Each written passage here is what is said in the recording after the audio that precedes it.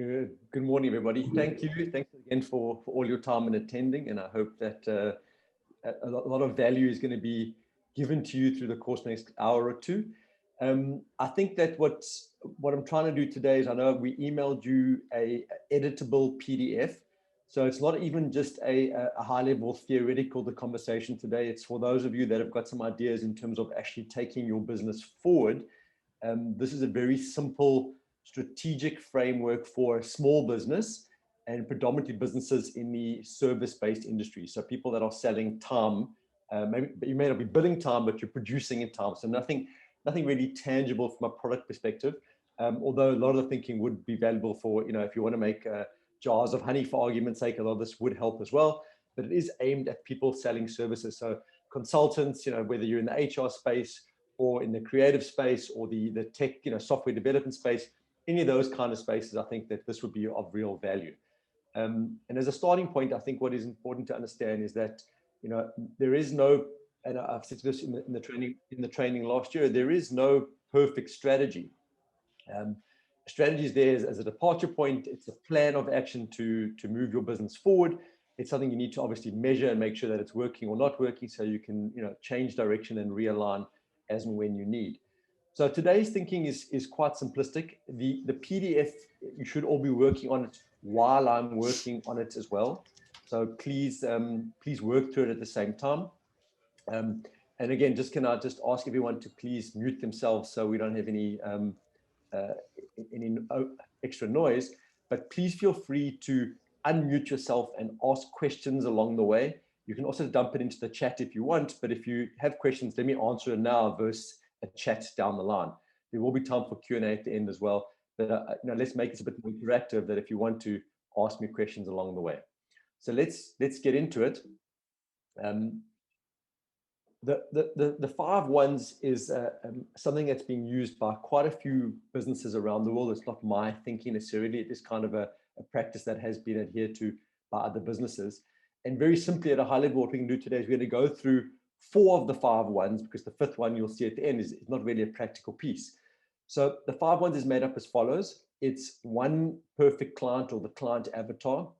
So who is the client that you believe will be the right kind of client for the next short period of time? By short period of time, 6 to 12 months. And we can try and define what that client looks like. Then we need to the second one, which is the signature service or the primary product. So what is your service or product that's going to solve one of those client avatars' problem, and that you want to be world famous at and unique at the way you do it? So one kind of client that's perfect for you, one service that you can offer that client that solves a problem in that client's business. The third one is the marketing channel. So this is picking one place to speak about yourself and your business to the market. And the idea for me is that we get very particular around which of those channels you're going to pick, depending on who you're going after, and to become an expert at one of those channels. And we'll get into that shortly. And then the 4th one is the conversion method. So how do you take someone who's shown interest in your product or service from one of the marketing channels and convert them to a paid for client? And the last one is do these 4 things for a year so you become an expert and focus on your business and don't get sidetracked by lots of other shiny pennies. So summary of the 5 Ones is one perfect client, one service for that client, one marketing channel, one method to convert the client to your business to become a paid client, and do that for 1 year. And we're going to go through the first 4 in a bit more detail to help you thicken out what is the client service, what is your one product, what is the channel, and what is your conversion method. And again, any questions, please feel free to ask. So hopefully you've got your document in front of you. If you have a look at the document, below each question, there's a block, and you can answer your questions into that block and save it for yourself. And obviously you can re-edit it later if you change your mind. But the idea for me is that we do this as a workshop, and you can work through this. So at the end of today's session, you've got a real indication of what your 5 Ones strategy looks like. And if there are gaps that you need to go and fill, which gaps you need to go do research on, or ask around, or fill, so that your thinking is slightly richer. So the first one is the client avatar, right? Who is the perfect client for your business, the way you think about your business? And I know that some of you haven't maybe launched your business, but what does that perfect client look like? And what are the questions that help define the perfect client? So I'm going to give you guys a minute to answer each of these questions. So the first thing I think that, and a lot of this may be sort of based on your gut feel versus an experience based on historical work. But if you had to start your business, what size client do you want? And by size, it can be anything from you want to supply other one-man businesses, or you want to supply the government or parastatals, right through to multinationals or corporates. And this, again, this can be defined by the size of the headcount in that business, by the size of the revenue or their profits, or sort of, how many places in the world that, you think they're in. So if you had to answer, what size business do you think would be best for you? Put that down in block one. So in this example, I'm going to put here 10-man business, owner run. And I believe that would be the right sort of size business for me based on my gut feel of how I can get these people, or maybe the sort of networks that I have. So take 2 seconds and write down, what do you think the right size business is at a high level? Again, you can always come back and re-edit this at a later stage. Then what I want you to do is I want you to pick an industry. Now, it's quite difficult to pick one industry, but the reality for me is that when you become an expert at one industry, you learn a lot more from your clients. Your clients are going to educate you on the industry. And once you become an expert on the industry, going into the sales process and selling to other clients in the same industry is easier. So I use pharmaceutical as an example because in the past, I've had creative agencies, guys that do design and marketing, specialize in pharmaceutical. And once they're in the pharmaceutical space, they understand things like the label laws and all the sort of regulation around the pharmaceutical industry. And they get taught that by their clients. But when they start going into producing marketing content for their own marketing and going into the sales process with other clients, when they start speaking about their expertise within the pharmaceutical industry, those pharmacies go, these guys are the right guys. They understand my business. They get me. They understand my problem. So again, try and pick one industry that works well for you based on your experience or the kind of work that you want to be doing. So in my life, I'm going to put down there software development. So I want to go after software development businesses that are roughly 10-man businesses and ideally owner run. What are the common struggles that you can help this industry with? And again, you may not know this, or you may have an indication, or you may go do some sort of research or pick up the phone and phone 10 of these clients and try and understand what their common problems are that you can solve. But if you know what their struggles are, that helps you tailor the next one, which is your perfect client. So the common struggles with the industry consist with possibly, it's things in my life would be things like scaling staff, hiring, protecting margins, etc., etc. So what kind of, for me, it's always around the business problems. That's what I do. But in your life, if you had to pick that particular industry of that particular size client, what do you think their problems are that you can help them with? And it could be things like complexity around staff, or it could be around internal software or integration of software, depending on your skill set. The next thing is, where are they geographically positioned?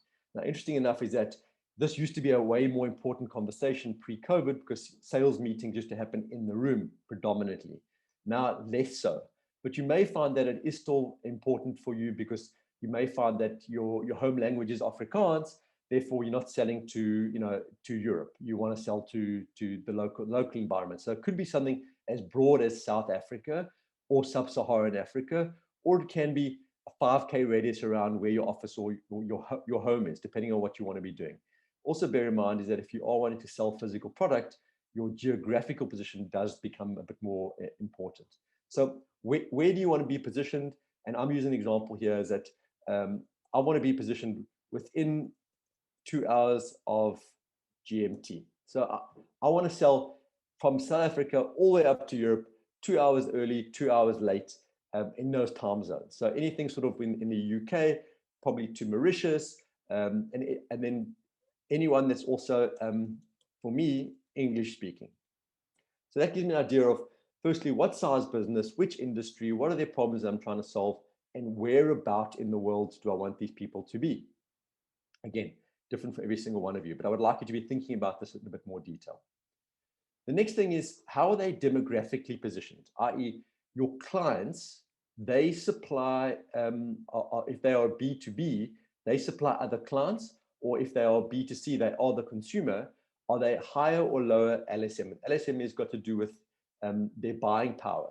So if you think about the consumer out there, are they a Woolworths client or are they a ShopRite client? Are they a luxury brand or are they a generic consumer brand? So where are they positioned? And so again, there's no right and wrong, but you build your business based on where they're positioned. It helps you understand what kind of marketing, as well as which marketing channels are best used to find these people. So generally what you find is that high LSM are people with money.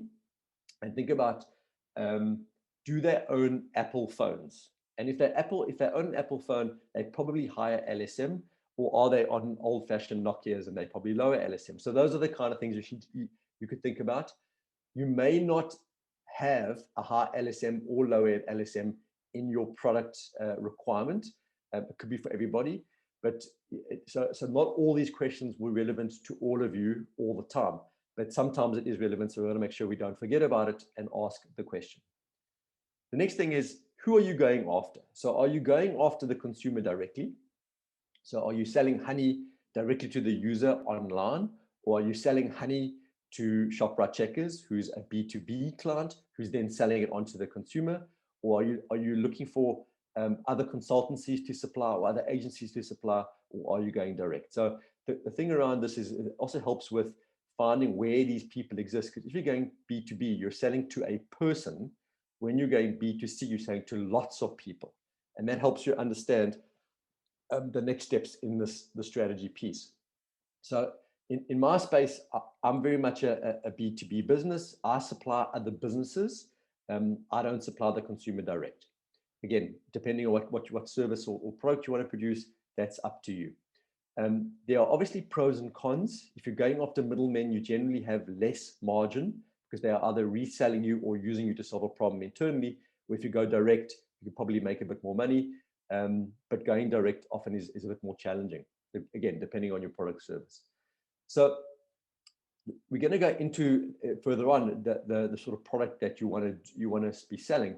But based on what you've written down so far, what do you think the main product they would buy from you is? And we're going to thicken this out later, but what do you think that would be? So for me, in my life, it's very much around coaching in the space that I sell my services. So what is the product that you think you'd want to sell to them? So is it consulting? Is it a physical product? Is it advisory by nature? What are the things that you want to do? Put that down under which product service they would probably buy from you. Again, we're going to thicken that out in way more detail in the next section. Do you have other products or services? So in your mind, like I sell coaching, but I also sell facilitation, I also sell strategic facilitation, I also sell a little bit of training. I do a bit of public speaking. So there are other products that I have as well, which are not my primary product, but tend to be sold to my clients once I sell them coaching. So I've got a product that gets me in the front door. It's kind of the Trojan horse. And once I'm in, I can then sell them other products and services. So if you had to go back to the kind of client you want and where they are and what kind of business they are, could they buy other products and services from you? What is the propensity of them to buy other products or services from you? So can you sell them, and how many of those other products do you think they could buy from you? So for me, I've got sort of five key services, and ideally, I want them to be able to buy all five over the lifetime of my supplying them. Do you have capacity to produce this product and service? So what you may find is that some of your clients will immediately suck up all your time. And if they do you have capacity to sell this product service? And if you don't, then obviously we don't want too many products or too many clients. So again, it depends on the capacity, whether you're selling time, whether you're selling service wrapped as a product, or whether you're selling physical product and potentially hiring other people to produce it. Again, I could sell other coaches time, so therefore I open up capacity. So at the moment, do I have capacity? The answer is probably no, I don't have capacity as it stands today. Does anyone have any questions at this point? Please feel free to shout. The next piece around this is, do you have the time to sell this product and service? So, and if you don't, how are you going to solve this? So do you have the time? I'm at a point where yes, I have the time to sell, but I'm very fussy as to who I sell to. So yes, with filters. So I'm very, very clear on who I want to be selling my time to, but I do have the time to sell this. If I didn't have the time to sell, but I had the time to do the work, there would obviously be a weird conflict, but potentially I could actually hire someone else to do sales for me. So I could solve it in a different way. How much money would you want this client to spend with you? Now, I sell a product, I sell coaching bundles. So I know how much my product bundle looks like, and I know how often they want to buy from me, which is the next question. So for me, I want them to spend somewhere between 7 and 10 a month with me. And how often is monthly. Now, what you may find is that sometimes it's project-based, so they spend 100,000 Rand for you over a 6-month period. It's a project, or it is a retainer or annuity-based where it's on a more regular basis. So you can decide, and again, this is a guess to understand, well, how do you do your pricing? How do you wrap your service in a product? And then, maybe sell under silver, gold, and platinum sort of product base, to understand better how you would set yourself up to be successful in terms of profitability. So how often would they spend with you? It can be once off, it can be monthly, it can be something like a 12-month project or retainer, or it's forever. They want to spend with me every month forever.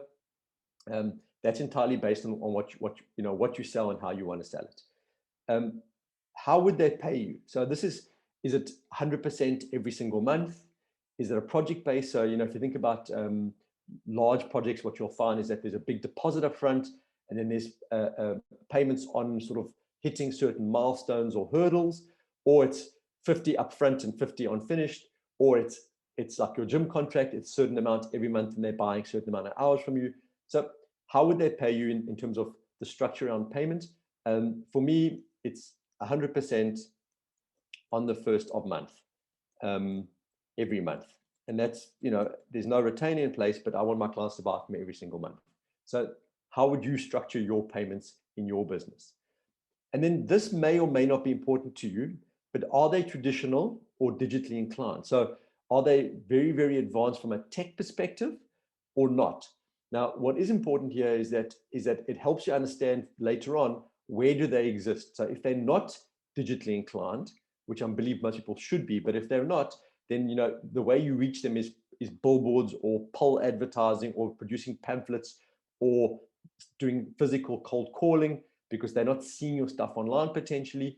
But also what happens is that if they're not digitally inclined, but they want to be, that might help you sell your product, because you understand that potentially what you are doing is actually helping them improve their digital capacity or capability within their business. So is this important to me? Yes, it is important to me, because those are the clients that I want to go after. I want to go after tech-based businesses. So it's very important to me that they are digitally inclined. How important should doing work with these people, being open to giving you more work within their business and outside their business? So what you will find is that with doing work within certain organizations, if I do work within small family-owned businesses, there's very little opportunity to do a hell of a lot more work with those businesses. But because I'm interacting with the decision maker in the business, they give me referrals a hell of a lot. Where when I'm doing work within corporates, the referrals are obviously a lot less, because corporates don't speak to corporates necessarily, where small business owners speak to business owners. So is it important to you? It may not be, and this question may not be relevant to you, but could or should doing work with people lead to more work? And for me, this is yes, should be very important, based on my kind of clients. I'm just using my example with you as I'm doing it. But again, you're always looking for more leads and more referrals, but sometimes you don't need that from clients. Sometimes you're okay with your network. The next thing is, if you start defining thickening out who the client is, what would the scope of opportunity to upsell or to get those referrals? And upsell, sell more of the same product, but we can also talk about cross-sell, which is selling different services to the same client. So how important is that? And in my life, that is obviously also very important. I want to be able to make sure that I have one product that gets me in the door, but over time, sell them as many products as I possibly can. Those of you that were on in our training 6 months ago, there was a product and client matrix, which talked about who's the client, what are the lists of products that we sell, and where are the gaps, and how do we fill those gaps? And that speaks to this upselling opportunity. At what level would you deal with it? So are you dealing with a CIO, CMO, CEO? Are you dealing with the business owner? Are you dealing with mid-management or lower management? At what level would you like to be dealing with them? And also that indicates at what level you would enter the sales process with, because you want to come in generally as high as possible when you're making the sale. But on an ongoing basis, who do you want to deal with? And in my space, I'm always dealing with the owner generally exclusively when it comes to my coaching. I don't want to deal with staff, and I certainly don't want to deal with anyone that's not the decision maker in the business. If you know, and maybe you can do some research here, does this kind of client have a budget to spend? And you can often find that if you're doing, if you do a little bit of research online, you can quite quickly get an indication whether they are spending money and therefore have a budget. So if I had to go look at a GET, is there a marketing person? And if they have got a marketing person, and I can find that either through the website or through LinkedIn, if they've got a marketing person, then they probably have a marketing budget. And similarly, if you're selling, say, software, if you go to LinkedIn and you can go look at, there's lots of software developers there, you've got a real idea that there's opportunity to do work with them. And often what I find is that you'll see there's a lot of back-end developers, no front-end developers, therefore we can sell them UI or UX upfront. So do they have an annual budget to spend? In my space, it's not important. But in some instances, it's very important to establish they've got a budget, otherwise you're wasting your time selling them your services. Lastly, this is a very sort of selfish question potentially, but maybe you're at a stage in your life where you want to be selfish. How important is the culture fit to you in terms of working people that you want to work with? And for me, it's very important because of the stage of where I'm in my life. But often at the beginning of starting a business where you're often, I say this, quite desperate for money or just need to get some cash in, culture is not a question that you think about. But often when you look at clients and I speak to my clients and go, who are your bad clients? It's the ones that don't pay well, obviously are not great clients, but often it's people that we just don't like working with, and that's a culture fit. So is culture fit for you an important consideration? For me, yes, it is. And therefore you need to consider what your culture is. Who am I? And try and make sure that when you're doing the sales interview piece for them, that you're actually thinking around, will working with this person be a fun experience or a terrible experience? And then sort of the last pieces on defining the perfect client is this client going to stimulate you and your team if you've got a team, and is this important? And by stimulation, it means that for me, a personal driver is growth and learning. And if I've got clients that are quite boring by nature, I get bored with them and then I disengage. So making sure that I'm learning something through the process or I'm challenged is important. So for me, this is very important. And for you, it may also be because you want to be engaged in learning and challenged as well. Or you may want clients that know less than you, won't challenge you, and you can be the expert in the room. It's entirely up to you. We're getting into the channels and conversion later, but based on what you've written in the last few pieces, where do you think you could find these people and expose your business to these perfect clients? And again, you could say things like online and be generic. It could be, if you have the budgets, things like TV or radio. It could be through networking groups. So where do you think you would find these people? And for me, I found over the last sort of 6 months that running webinars has been an amazing thing for me. And that would be an avenue, for argument's sake, to advertise. So I could put it on social media and put it online and go to my old database and email saying, I'm running a webinar in 2 weeks to talk about whatever it is I'm talking about, and get random new people to attend the webinar. And through that, try and find clients that I could potentially sell to. So it's an example, but there are loads and loads of different ways. At this point, I want you to think quite broad. Where do you think would be? So for me, it would be webinars and online, and that would be predominantly for me social media. Okay. For you, it may be different. There might be other sort of networking channels that might be of more value to you. The second last piece is that, are there any public relation benefits in doing this kind of work for you?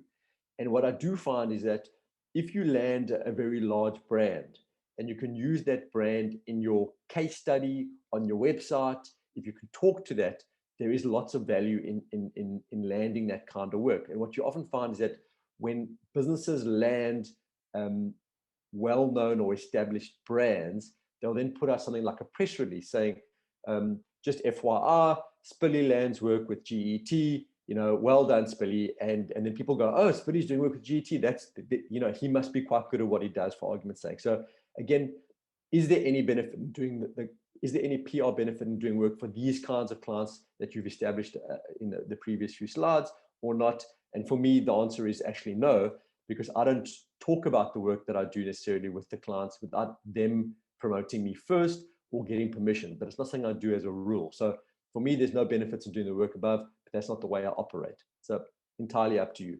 What you may find is landing work with the right kind of clients will bring in more work for you, and you're looking for work that will give you PR benefit.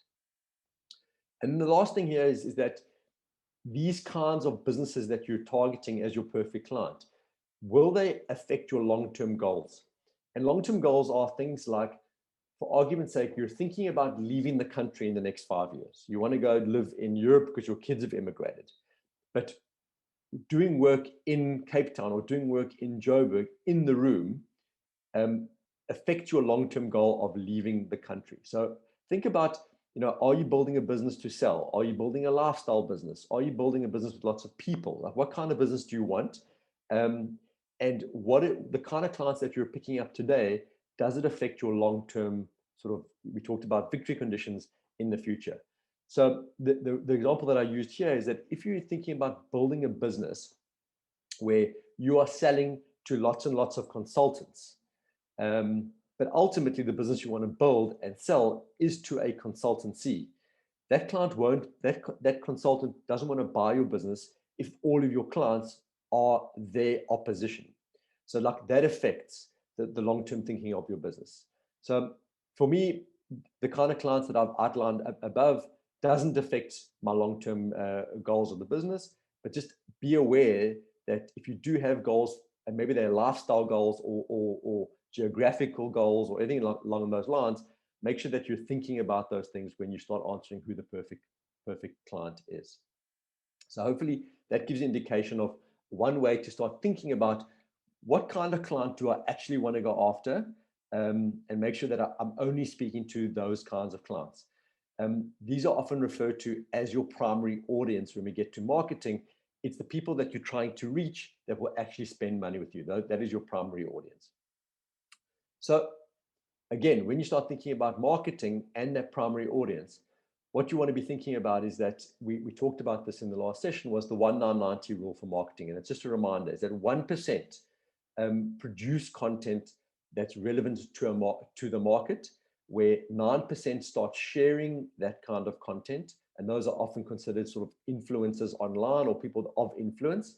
And then 90% consume that content. And those are the people who you are trying to reach that want to spend money with you. But the reason why I'm bringing this up again is that when you start thinking about the kind of clients that you want to go after, you almost must also think about, well, who is the 9%?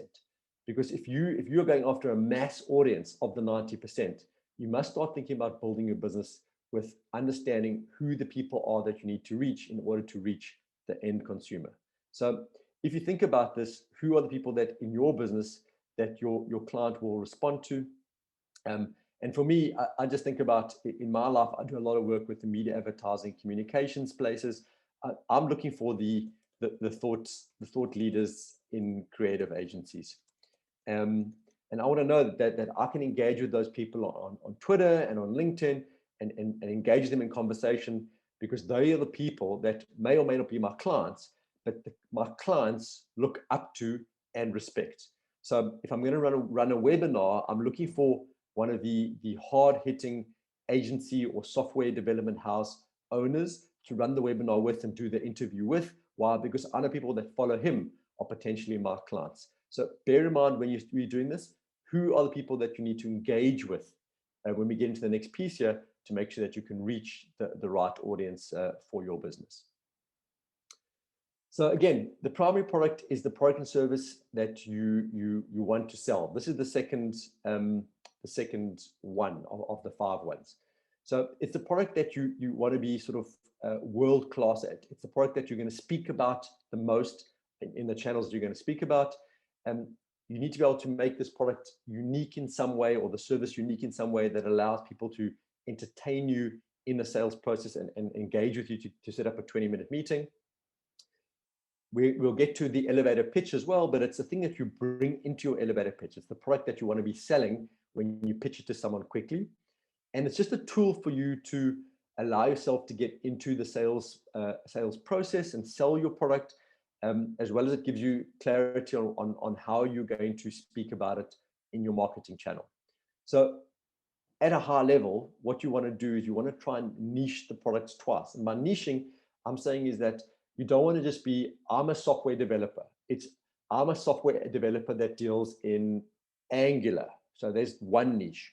But I'm also a software developer that does Angular development for the pharmaceutical industry. That's a double niche. So you become quite a unique specialist. It could also be the fact that you're the Angular developer who only works in the 5K radius from where you live. So it can be a multiple of ways to think about it in the way you think about the product that you want to sell. But where possible, try and find 2 ways to niche your product. So if you think about your primary product, what is the thing that you want to sell to your primary, to your perfect client? What is that service? It may not be the only service that you sell, but it's a service that you want to put on your business card, on the front page of your website, on your bio on LinkedIn. Like, what do you want to be known for? So for me, I want to be the coach for media advertising, communications, and tech business owners.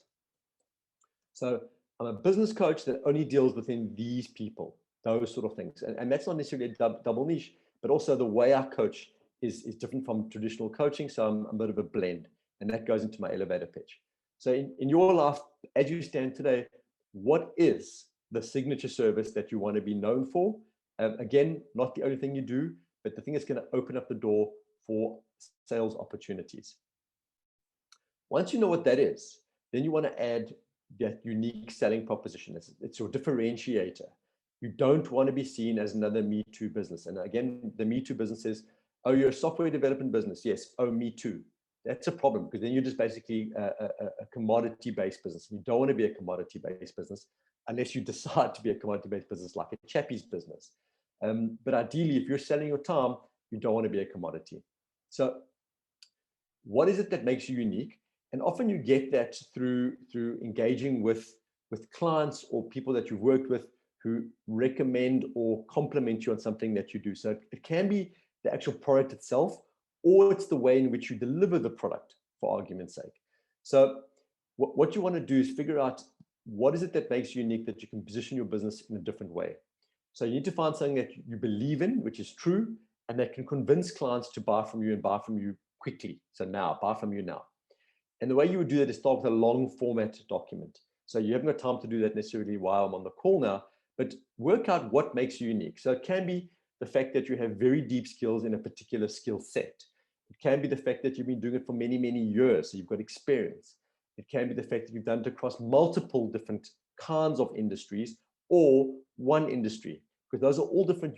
Those are things that are unique and attractive to a particular kind of client. Bear in mind, again, we're trying to go after your client avatar. So long format, what makes you unique? And if I think about me at a high level, the fact that I've worked across, food, architecture, travel, and then the media advertising commerce spaces, I've got a broad set of skills that makes me slightly unique to the client that I'm going after. Then we want to know, what is the unique problem you're solving? So the USP is the unique selling proposition. The UPS is the unique problem you are solving. What is that problem?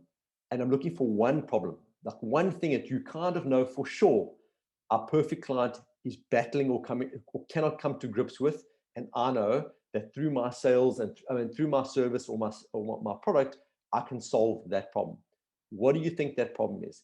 And if you don't know what that problem is, you've got a problem in your business. You need to make sure that you're very clear on what benefit you give your client by unrolling your product or service. So what is the problem that you're solving in the client avatar?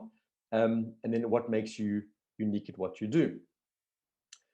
Often what I find is that the benefits the client gets from the client's perspective is what actually makes you unique.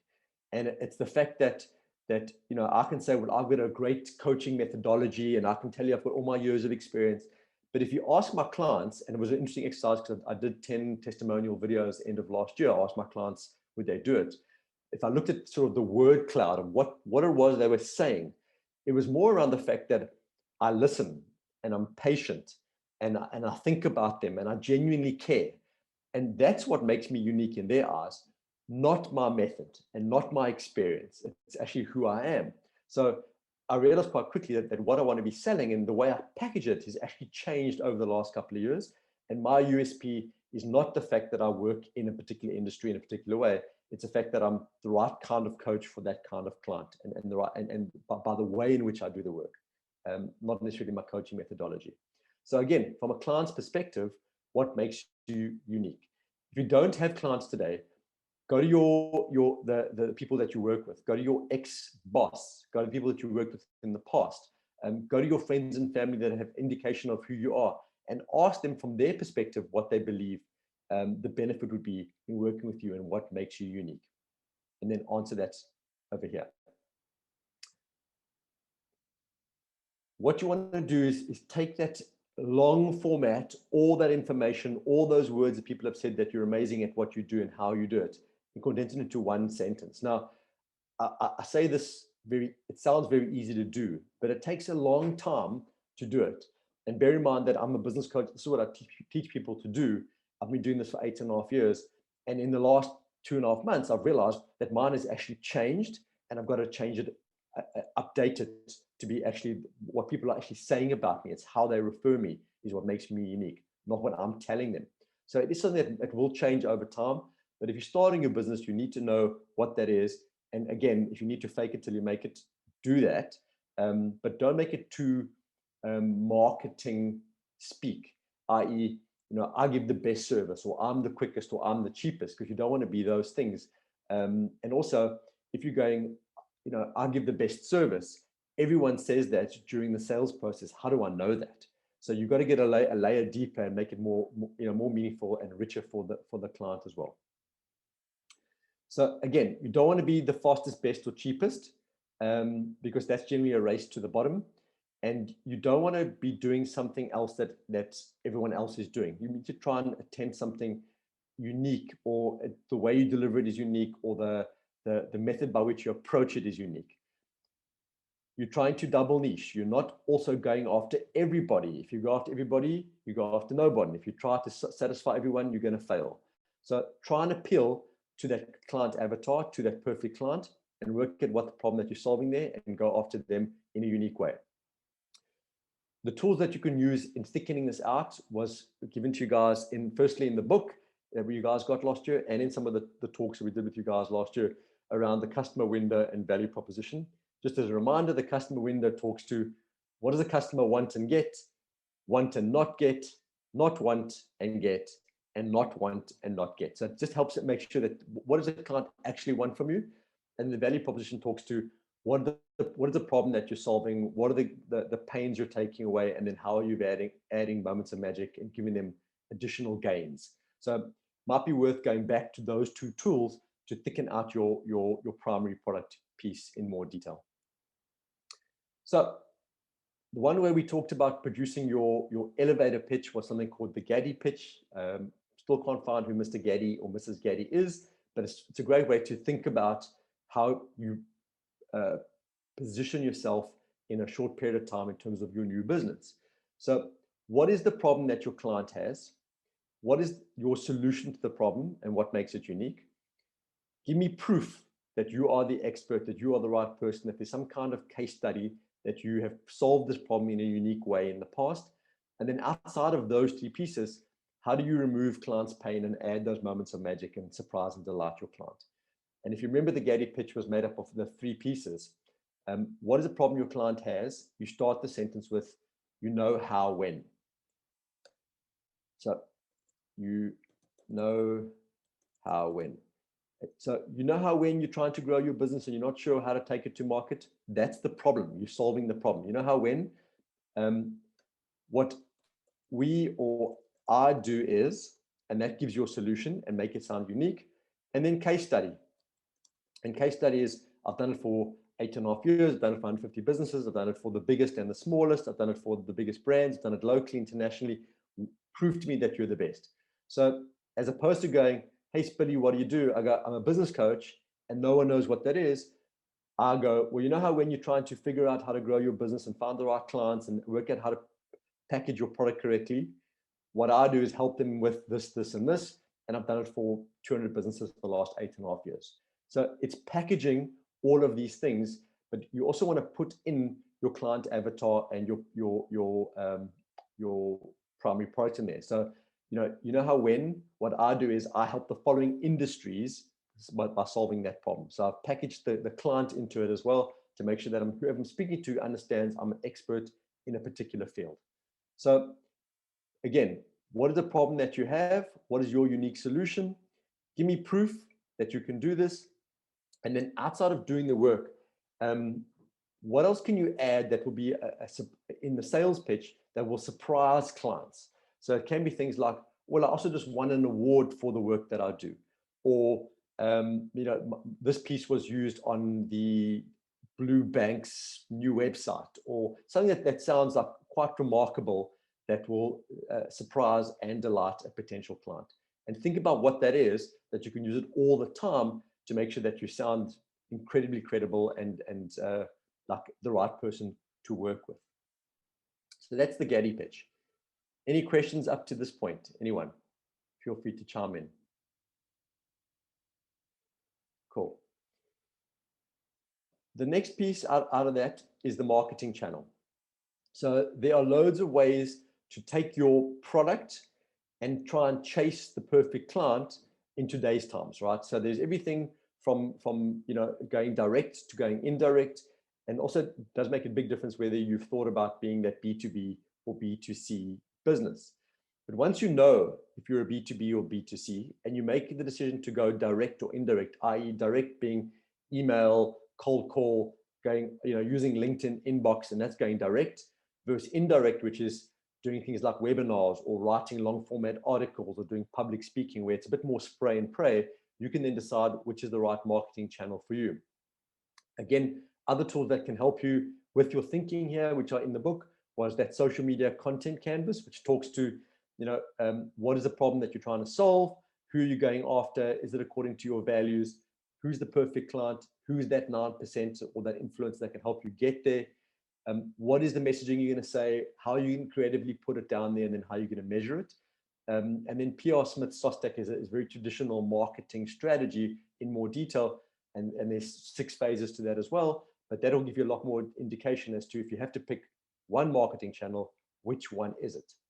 So examples of channels are things like you actually have a store, like a physical space, a pop-up shop, that kind of thing. Or you can go e-commerce, online store.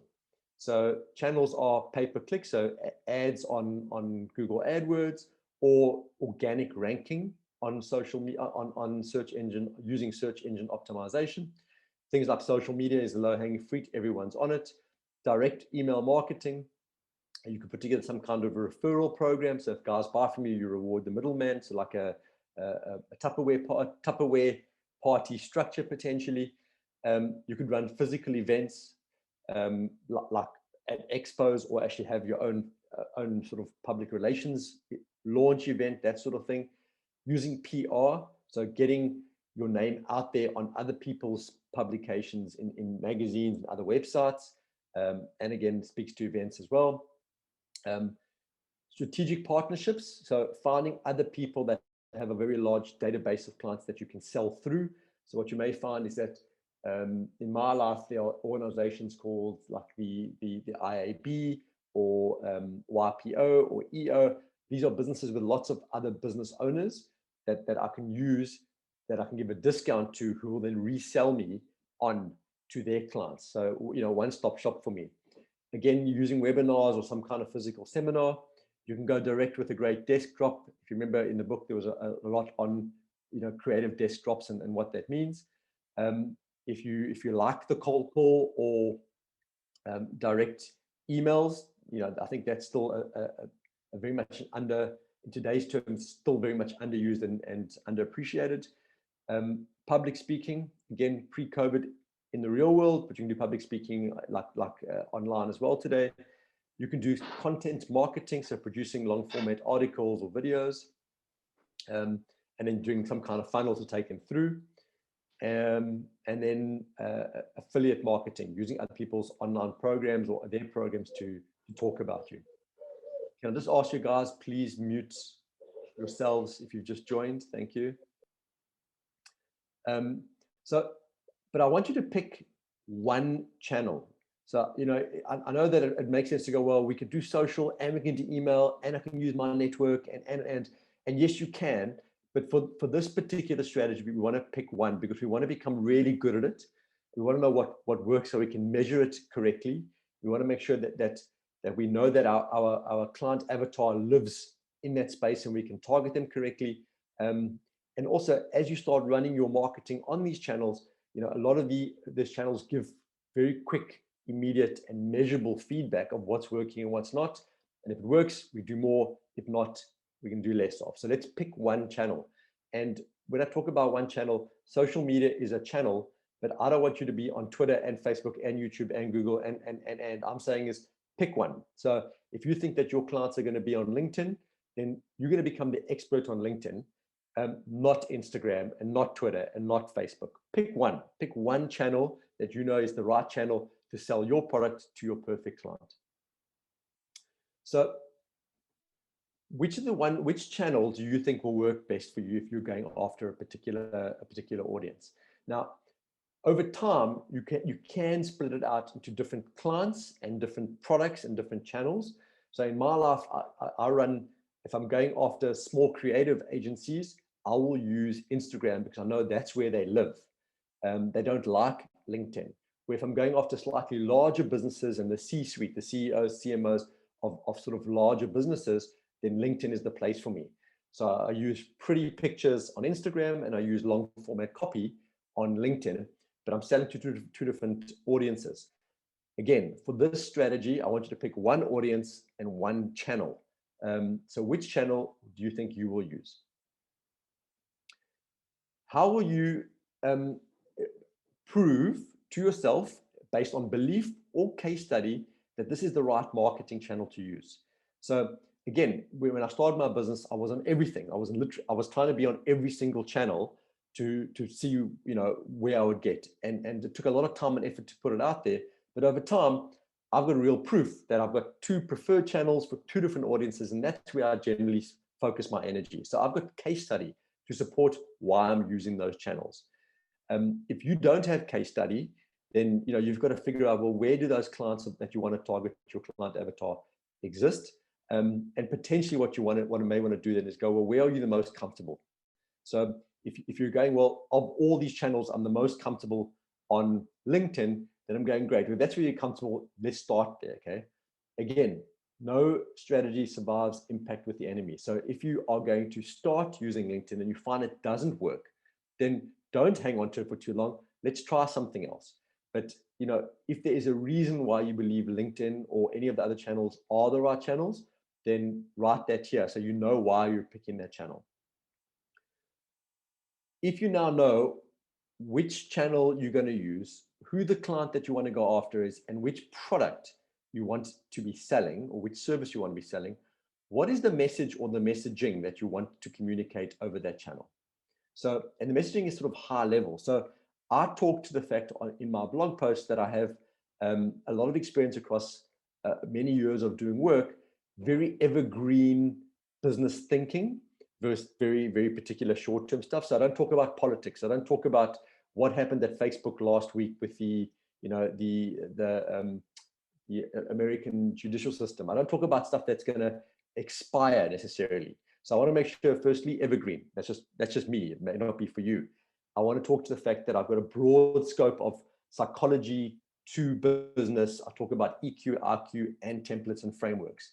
So what kind of messaging do I want to talk to? And always make sure I'm speaking to the right kind of client. If I am over time going to be using different channels, am I consistent across my different channels? Now, bear in mind, you go LinkedIn, but you may have a website, which isn't where you're actually trying to gain leads as part of. You're not using the website to find people. But if I look you up through LinkedIn and hit your website, are you saying the same things across your website, your business card, and your LinkedIn? Like, make sure that at all your touch points, what you are saying is consistent across all of those things. So make sure that's important. Because if you're telling me one thing on LinkedIn and your website is something else, then we got a problem, because then you've lost me in the sales process. Do you have the resources or budgets to produce the kind of content for these marketing channels? So what you may find is that LinkedIn requires a lot of copywriting, which means that you need, in terms of resource, time to write lots of articles, or you want to pay a writer to produce the stuff for you. Therefore, it's going to cost physical money. You may also want to spend money on some of the social media channels or Google. Do you have the necessary resource budgets to make sure that if you're picking that channel, that you can actually afford to use that channel effectively? Where you may find that other channels are less resource intensive, and therefore may help you think about which of the channels are better for you. So again, if you're writing long format for LinkedIn, what is the resource required? It's probably a little bit of maybe some design, or maybe and a lot of copy, and maybe a little bit of money to boost those posts across social media. So do you have the money and resources or time or people to do these things? What is your ROI? What is your return on investment? So if you're going to spend 10 hours a month writing blog posts, or 2 hours a month briefing a writer and paying that writer 5,000 Rand, whatever you're paying them, what is the return that you expect? And return can be money. So I spend a Rand, I get a Rand 50 back. Or it can be, I spend a Rand and I get 2 leads. Or I spend a Rand and I get 10 people liking the posts, or I'm getting lots of new friend requests or connection requests. But understand that if you're going to do the work to get yourself onto a channel, work out what is it you expect to get in return, to make sure that you are getting the return. Because if you're not, then something is wrong with the channel, or your expectations might be slightly need to be realigned again. In terms of doing the work to get the stuff on the channel, who's going to do this? So it may not be you. I use a real example, is that I post, and I say post, I put out 2 blog posts every single week, every Wednesday, every Friday. I post it. I don't write it. I've got a writer and a designer who are freelancers that help me do that. So who is part of the team? It's myself and the 2 guys that help me. They're part of my team. These guys help me action this plan. In terms of getting it off the ground, consider short term. So like, what needs to be done by when to get yourself onto these channels? And you may want to consider the fact that you, if we go back one slide, in terms of the resources and budgets, you may need a website before you get onto LinkedIn. You may want other owned assets before you start marketing yourself. So those things constrain sometimes the timelines, where I'm going to go do it tomorrow, and you're going to, well, I can't do it tomorrow because I need to set up a website first. So, but I want you to try and get it going as soon as possible. Again, I'm not sure where each of your timelines are, but make sure that you can start actioning this plan quite quickly. In terms of the initial campaign, the first thing is the messaging campaign based, i.e. start date and end date, so we can test it? Or is it going to be always on, that we're just going to be speaking about this forevermore? Or a combination. You may have an always on campaign, which just talks to what you do and how you do all the time, and then particular campaigns around particular product or particular services, or your Valentine's Day special, for argument's sake. So think about how you're going to produce the messaging around the campaign. And again, always do this with considering, who is the audience that you want to spend money with you, and is it relevant to them? And then if you are want to be, true to your own ideals and values, make sure that the stuff that you're putting out is actually who you are. There's nothing more frustrating, especially for small business, in seeing very tongue-in-cheek very sarcastic, very funny content out there, and then you meet the person behind the business and they're really stale, or vice versa. So you want to make sure that you're being true in terms of the tone of who you are in all the stuff that you're doing online, especially all the kind of content that you're producing. So it must sound like you if you're the person they're going to be dealing with, and make sure that's consistent to who you are. Then we're looking at the conversion method. So how do we take them from those channels, which is social media or a webinar or public speaking or whatever it is that you choose to do? How do you get them to engage with you and actually spend some money with you and buy from you? And the conversion method is often made up of 2 or 3 pieces, but you want to make sure that you've got those 2 or 3 pieces nailed perfectly. So an example would be is that if you were doing a webinar, because great, I can put out a webinar and people can join. Generally, what you try and do is you try and get their email address before the webinar and maybe a cell phone number. So at the end of the webinar, I can email these people, number one. But what you could also do is to go at the end of the email, at the end of the webinars, to go, you know, if you want more information, or if you want to download my free ebook, or you want a 20-minute free strategy call, you know, here's my email address, you know, set up a meeting, or here's my Calendly request. You can get yourself into my diary and you can set up a 20-minute call with me. So that's step one, is to take them from the webinar to some kind of real interaction where they can spend some time with you. And then that interaction is either you're adding value and selling, or you are just selling. And it could be a multi-staged approach, but that could be, so webinar to strategic conversation to closure. And closure then means like, well, how do you actually get them to buy? It means you've got to send them an online application form and an invoice. But you need to be sure of what the steps are to take them from somewhere to depositing money into your account to do the work. So examples, easy examples are things like e-commerce. You drive them from social media to e-commerce. They either swipe their card or they don't. They buy from you or they don't. Okay. Then there are things like sales meetings. What you could also do is that you could put them onto some kind of email journey, saying, you know, if you're interested in this, over the next 5 weeks, I can send you 5 pieces of content.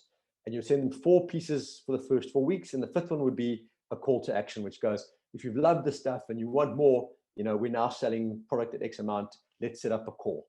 But be clear on that so you know what the stages are, and then what the scripts are, or the conversation that is required at each one of those stages.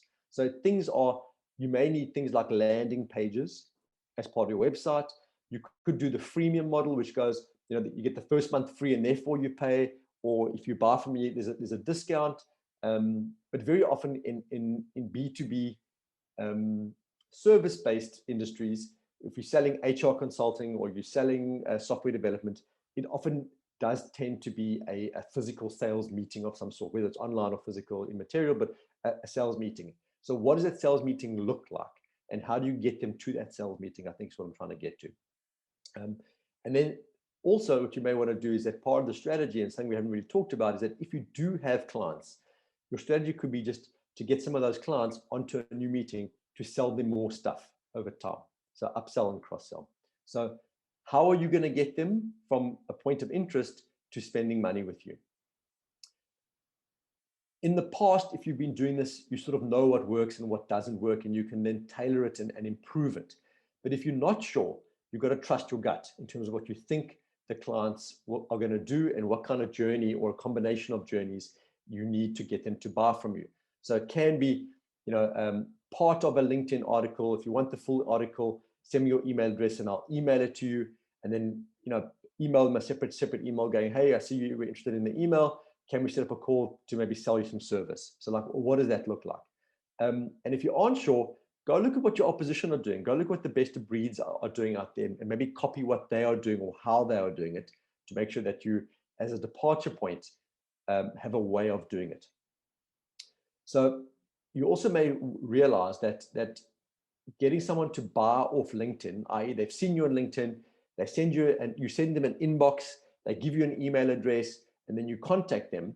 What you may find is that you need other marketing collateral to support that, like things like a contract or credit application or a credentials pack or testimonial videos or other things that you need to support the sales or support the conversion method. So just be aware that if you need other stuff, what are the other things in the steps and stages that you need to also produce to make sure that your conversion is slick and the same every single time. And then the last one is do this for 1 year. And I say 1 year is that I believe that even if you are a bit of a Me Too business and you actually aren't that unique and what you do isn't that fantastic, if you do this correctly, you identify a kind of client, you know how to package what you sell into a beautiful one-off product or a set of products, your primary product or signature service, you become an expert on a particular channel, and you know how to convert people from that channel into money in the bank, and you just do this consistently, you will grow a business. And the big risk in starting a business is that I always talk about the shiny pennies, that you're walking down the road of running your business or your strategy, and you see something shiny on the side and you step off the road and you go pick up the penny and you take your eye off what you're trying to do. So I want you to try and stick to this as hard as possible for at least 12 months. But having said that, and I said this before, is that if you see it's genuinely not working and that it needs to change, then change it, obviously. But then change it to you changing out one of those ones and do that for the next 12 months. So I want you to control and measure the success of what you're doing and whether the conversion methods are working, and just keep doing that and track it at least every 3 months to see, is this method working for you? And if you're a smallish business, you'll know quite quickly if it's working for you or not, and what the sort of engagement looks like on each one of those things. So one client, one product solution, one marketing channel, one conversion method, 1 year. Now comes the part of actually who's going to do what, which is just where the rubber hits the proverbial road. So based on what you've possibly done or need to go and do according to this document, who's going to do what? So I'm going to do what? I'm going to go find someone else to do the following thing. So this is very much around the action plan for the next couple of weeks. If you are within a larger business, or you're starting a larger business and you've got some sort of structures or policies in place, is it within your company policy process? When are you going to do it by? So you're going to do step one by this. You're going to build a website next 30 days. Then we're going to set up a LinkedIn profile 2 weeks from website up. I'm going to start producing content in the next week. So the time my LinkedIn is up, I've got 2 or 3 articles I can put on there. I need to find a designer. Like, what are the resources we need? So we need designers, we need writers, we need software developers. What do we need? And how are we going to allocate the actions to these people to get them to start doing it according to our timelines? What are the performance measurements that relates to these things that we're going to do, to these tactics? So again, if you're putting a rand in, how do we know we're getting a rand's worth of value back or more? Okay. And how are we tracking what those objectives are? So if we put out a blog post, what is our expectation on that? And what is the call to action? And are we getting call to action response from clients, for argument's sake?